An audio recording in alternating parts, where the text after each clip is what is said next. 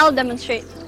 Once this car Hinanay ng nakabot niining proud waray nga taga Leyte ang iya mga damgo human sa iyang kadaugan sa Junior Breakthrough Challenge ni adtong 2017. Gihagit man sa kalisod ug kabangis ni Bagyong Yolanda kaniadto apan wa kini nahimong babag sa iyang subling kalampusan. Pangandoy lang niya kaniadto nga makatungha sa usa sa mga prestihiyosong universidad sa Estados Unidos. Ug sa wadamha, gitanyagan siya og scholarship sa Massachusetts Institute of Technology kun MIT. Kasamtangang nagtungha siya sa kursong Astro-Physics ug padayon usab siya mipaambit sa iyang mga kaalam kabahin sa siyensya pinaagi sa iyang mga vlog. Gustong pamatud-an ni Hillary nga sa kalibutan sa siyensya mamahimo usab nga manghawd ang kababayan sama kaniya. Busa ato siyang kumustahon ug sayrantag iyang mga gipanglaraw dinhi lang sa GMA Regional TV Live. Ila-ilahon nato karong buntaga mga kapuso, exceptional gyud siya nga Bisaya winner sa 2017 Breakthrough Junior Challenge. Makauban nato Hillary Andales. Maayong buntag ug maupay na aga. Hillary, welcome sa GMA Regional TV Live. Can you greet all of your friends, relatives and neighbors, especially in your hometown in Leyte? Maayong buntag, maupay nga aga sa akon mga sangkay, akon mga kaupod, mga neighbor, hatakloban, haabuyog, ngan, hasibu. Thank you, Hillary. We're glad to have you in the program. First up, we'd like to greet you Happy National Women's Month. This is your message to all our Filipinas, especially those involved in the field of science and technology. Well, for me, my message to all the Filipinas in science and technology to keep pushing and to keep being a role model, to keep being an inspirational Filipina in the field of science and technology, because women like you are symbols of hope for our country.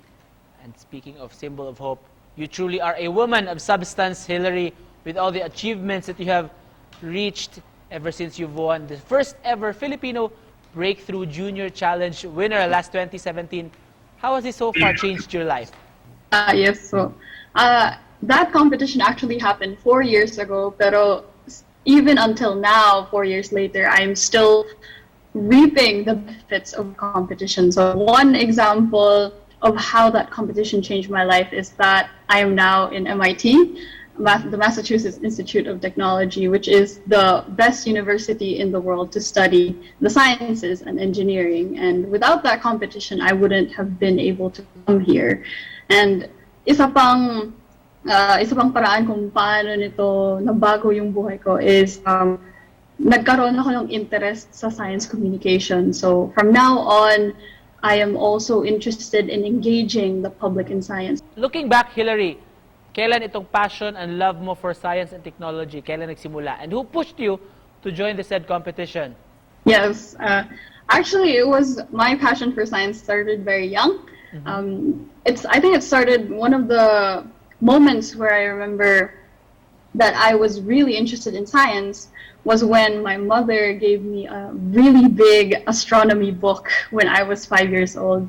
So back then, sobrang maliit pa ako, tas yung books, tas yung librong yun, kasing laki ko back then. And dun sa aklat na yun, nalaman ko na you could fit 1 million Earths inside the sun. Alam namin, pero Hillary, na hindi naging madali itong journey mo before mo na-attain itong mga blessings. In your own opinion, does our government give enough attention and support to all our scientists here in the country? So actually, I was a Philippine Science High School scholar. So I enjoyed a really amazing scholarship from the government to receive a great and high education in the Philippines. However, this opportunity to study science in a very supportive environment with a lot of resources is not extended to all students in the country. Kokonti lang ang mga estudyante nakakatanggap ng scholarship na ganito. So in this respect, I would think that there is not yet enough support. And also, besides scholarships, I think that science workers and scientists are also not paid enough. But Hillary, maybe for some, they would say science and technology is a male-dominated job. What's your reaction on this? Yes. So So I agree that science is male-dominated. Mas nakakalamang yung bilang ng mga lalaki sa science kaysa sa mga babae. Even though the world is half men and half women. And back then, it was actually way worse. Back then, science was almost exclusively men. Pero ngayon, meron na tayong improvements. There are more and more women in science and technology, and there are more opportunities and more support for women to pursue science and technology. But still, there is still a lot to improve. So, I am very optimistic, and I'm very happy na meron ng improvements in gender parity, which is yun nga yung half and half men, half women. And to close this interview, Hillary, may we ask for your message of hope sa ating mga kapuso dito sa Central and of course sa Eastern Visayas. Well, my message of hope is mostly, now that malapit na yung election, my message of hope is of course related to our elections. So I hope that with the coming elections, we elect a leader who gives us hope, and we elect a leader who has a very good track record and who is going to serve the Philippines. And with that, with the leader who has all of those things, we can keep being hopeful about the future of the Philippines. Kung wala tayong maayos na leader, mahirap maging hopeful sa future ng Pilipinas. So dapat, sana, piliin natin yung leader na may promise sa mas maunlad na Pilipinas.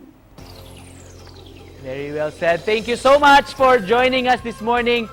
Ug salamat sa inspirasyon mga kapuso.